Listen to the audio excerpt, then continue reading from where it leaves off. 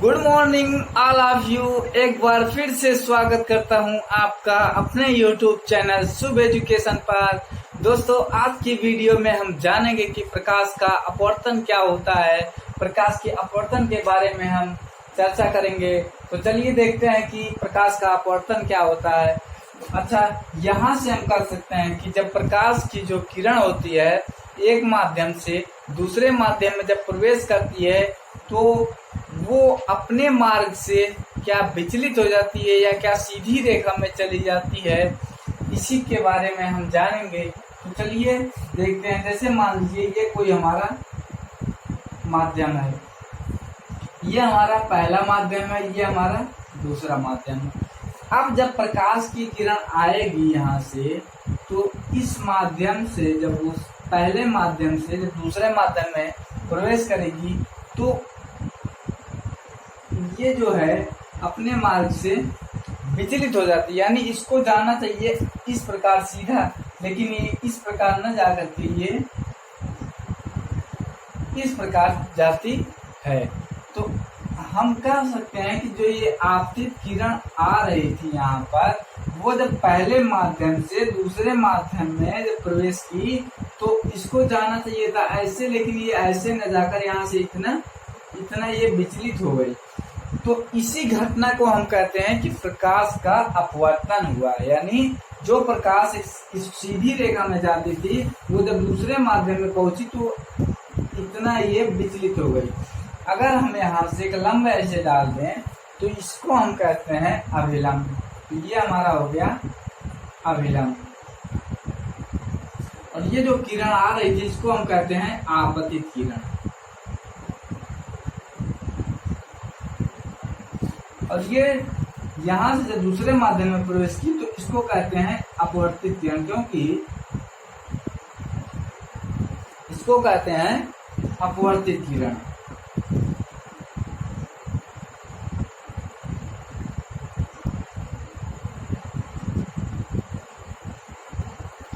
इसको हम कहते हैं अपवर्तित किरण। तो ये हमारी हो गई अपवर्तित किरण। अब बात करते हैं कि ये जो अभिलंब और यहाँ से आपतित किरण के बीच जो ये एंगल बन रहा है इसको कहते हैं कि आपतन कोण हमारा ये। इस आपतन कोण को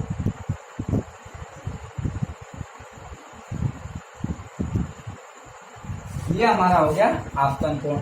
इसको हम डिनोट करते हैं साइन आई से। इसको डिनोट करते हैं साइन आई से। ये जो हमारा है अभिलंब और अपवर्तित किरण के बीच बना कोण, इसको हम कहते हैं अपवर्तन कोण। इसको हम कहते हैं अपवर्तन कोण। इसको डिनोट करते हैं साइन आर से। ये हमारा क्या है आपतन कोण है, इसको साइन आई से डिनोट करते हैं। ये हमारा क्या है अपवर्तन कोण है, इसको हम साइन आर से डिनोट करते हैं। अब बात कर लेते हैं कि ये जो हमारा आपतित किरण और अपवर्तित किरण और ये अभिलंब जो है ये जिस बिंदु पर मिलते हैं इसी को हम कहते हैं आपतन बिंदु। आपतन बिंदु। तो यहाँ से हम बात करें अगर अपवर्तन की, तो अपवर्तन हम कह सकते हैं प्रकाश की किरण जब प्रकाश की किरण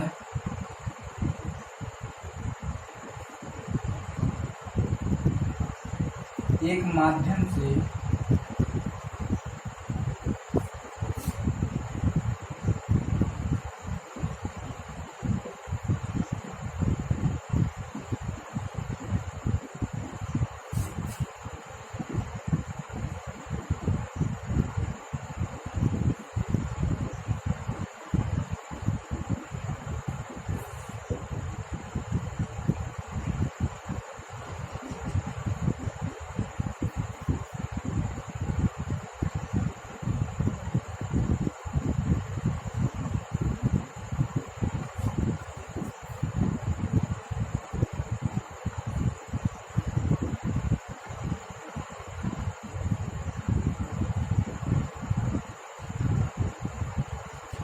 तो यहाँ से हमारा क्या हो गया कि प्रकाश जब है एक माध्यम से जब दूसरे माध्यम में, ये जो हमारा पहला माध्यम था ये दूसरा माध्यम, तो यहाँ से हम कह सकते हैं कि जो प्रकाश की किरण ये है जब एक माध्यम से दूसरे माध्यम में प्रवेश करती है तो ये अपने मार्ग से विचलित हो जाती है। तो इसी जो विचलित होने की जो ये घटना है इसी को हम कहते हैं प्रकाश का अपवर्तन। तो ये हो गया हमारा प्रकाश का अपवर्तन। अब हम बात करेंगे प्रकाश के अपवर्तन के नियम क्या हैं उसके बारे में हम लोग देखेंगे। तो चलिए प्रकाश के अपवर्तन के बारे में हम लोग चलिए अब देखते हैं कि हमारा अपवर्तन के क्या क्या नियम होते हैं उसके बारे में हम देखेंगे। तो अपवर्तन का जो पहला नियम ये बताता है कि ये जो हमारी आपतित किरण है, आपतित किरण और जो अपवर्तित किरण है और अभिलंब, ये जिस बिंदु पर मिलते हैं अपवर्तक तल के जिस बिंदु पर मिलते हैं इसी बिंदु को हम कहते हैं आपतन बिंदु। तो इसी बिंदु को हम कहते हैं आपतन बिंदु। अब बात करते हैं दूसरा नियम क्या है। दूसरा नियम हमको ये बताता है कि जो आपतित किरण और अभिलंब के बीच बना कोण जो आपतन कोण है, आपतन कोण यानी साइन आई और ये अपवर्तन कोण, अपवर्तन कोण जो हमारा है साइन आर, ये जो है अनुक्रमानुपाती होता है, यानी साइन आई जो होता है और साइन आई और साइन आर के अनुक्रमानुपाती होता है। तो हम यहाँ से कह सकते हैं कि sine i proportional sine r, sine i proportional sine r. अब हम देखेंगे यहाँ से कि साइन आई, अब ये जब अनुक्रमानुपाती का चिन्ह हटेगा तो कोई कांस्टेंट आएगा, तो इसके जगह हम एक कांस्टेंट लेंगे n sine r, sine are. तो अब ये हमारा एक कांस्टेंट आ गया। तो यहाँ से अगर हम एन की वैल्यू निकालें तो एन बराबर साइन आई अपान साइन आर, एन बराबर sine I upon sine are. तो यही हमारा क्या है, यहाँ से हमको क्या मिल गया, एन का मान मिलेगा साइन आई अपान साइन आर, हमको एक नई वैल्यू मिल गई। अब एन इसमें क्या है, एन जो हमारा है अपवर्तनांक है, एन हमारा है अपवर्तनांक। तो एन बराबर हम कह सकते हैं अपवर्तनांक।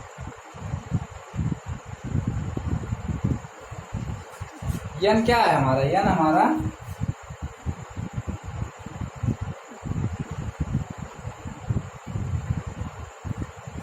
हमारा अपवर्तनांक है।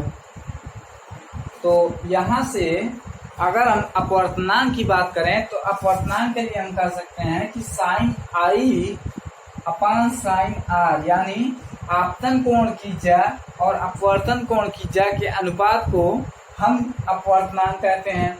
तो अगर हम बात करें अपवर्तनांक की, तो अपवर्तनांक के लिए हम देखेंगे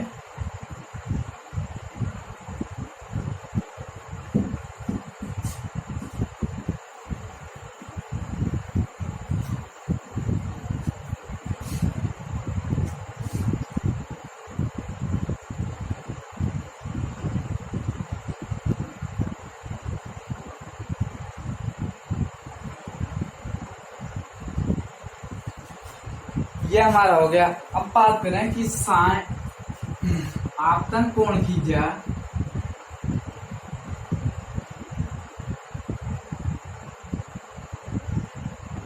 तथा अपवर्तन कोण की जा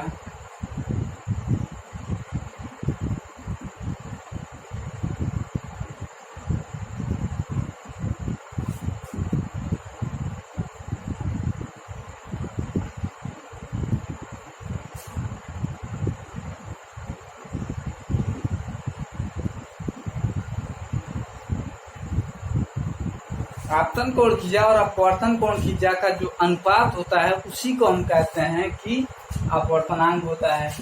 तो अब हम बात करते हैं कि अपवर्तनांक हमारा दो प्रकार का होता है। अपवर्तनांक हमारा दो प्रकार का होता है।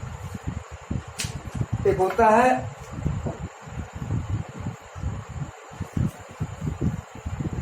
निरपेक्ष अपवर्तनांक,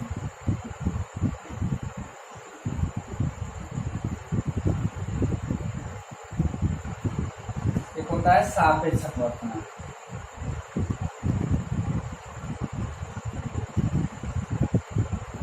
अच्छा, ये तो हो गया। अब यहाँ से निरपेक्ष अपवर्तनांक और सापेक्ष अपवर्तनांक क्या होता है इसके बारे में हम जानेंगे। तो निरपेक्ष अपवर्तनांक को ही हम अपवर्तनांक भी कह सकते हैं।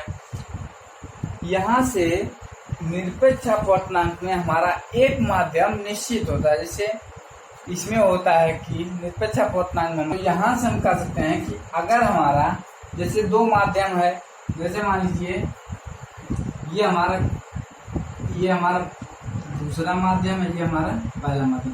अगर पहला माध्यम हमारा निर्वात हो, पहला माध्यम निर्वात हो, दूसरा माध्यम कोई अन्य माध्यम हो, तो इस माध्यम का जो अपवर्तनांक बनेगा उस माध्यम के अपवर्तनांक को हम कहते हैं निरपेक्ष अपवर्तनांक। उसको हम कहते हैं निरपेक्ष अपवर्तनांक। अगर बात करें सापेक्ष अपवर्तनांक की, तो सापेक्ष अपवर्तनांक जो हमारा होगा वो हमारा होता है कि जब दो माध्यमों में जो दो माध्यम है उसमें कोई भी माध्यम हमारा निर्वात ना हो। जैसे इसमें एक माध्यम तो हमारा निर्वात था, पहला माध्यम निर्वात है, दूसरा माध्यम कोई भी माध्यम हो, इसमें हमारा जो है दोनों माध्यम निर्वात हो।